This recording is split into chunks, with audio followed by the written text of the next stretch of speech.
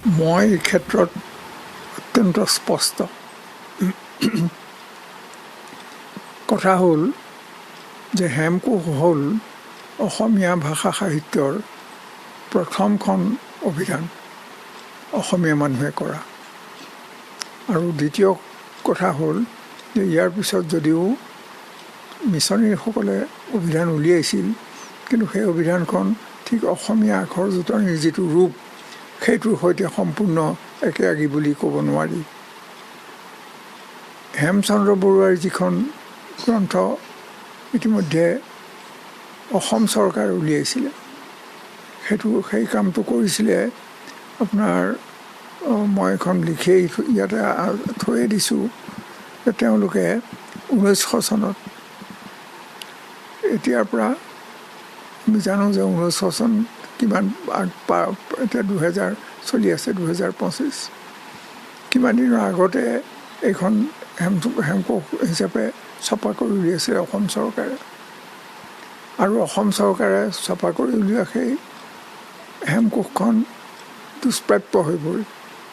তাৰ পিছত তাৰ দ্বিতীয় সংস্কৰণ নোলাল।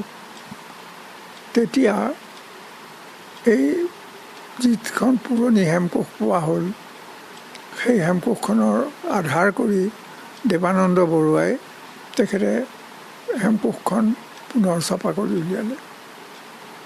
আৰু তাত এই ছপা কৰি উলিওৱা গ্ৰন্থখনত অসমীয়া হেমকোষৰ প্ৰথম ছপাৰ যিটো তাৰ ৰূপ আছিলে আগ্ৰথাৰ সৈতে, সেইখিনিও তাত সন্নিৱিষ্ট হৈছিল।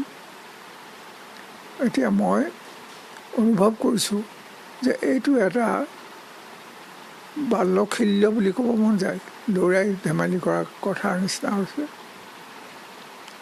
যিটো কাম ইতিমধ্যে হৈ গৈছে, যিটো যোগেদি এখন গ্ৰন্থই এটা মান নতুনকৈ আকৌ লাভ কৰিছে, সেই গ্ৰন্থখনক লৈ অযথা কিছু বাক বিতণ্ডাৰ সৃষ্টি কৰাটো কোনো ভদ্ৰলোকৰ কাম বুলি পেলাই মই নাভাবোঁ। এতিয়া এটা কথাই কওঁ যে যিখন গ্ৰন্থ 1900 চনতে ছপা হৈ ওলাইছিল, মুদ্ৰিত হৈ ওলাইছিল, সেই গ্ৰন্থখনৰ লগত সংগতি ৰাখি পৰৱৰ্তী কালত দেৱানন্দ বৰুৱাই যিখিনি কাম কৰিলে, এইটো কাম নকৰা হ'লে হেমকোষ হয়তো আগৰ পুৰণি যি ৰূপ সেই ৰূপটোতে থাকিলহেঁতেন। এতিয়া প্ৰায় 150 বছৰ বুলিয়েই কওঁচোন, নহ'লেও 100 বছৰ পাৰ হৈ গ'ল।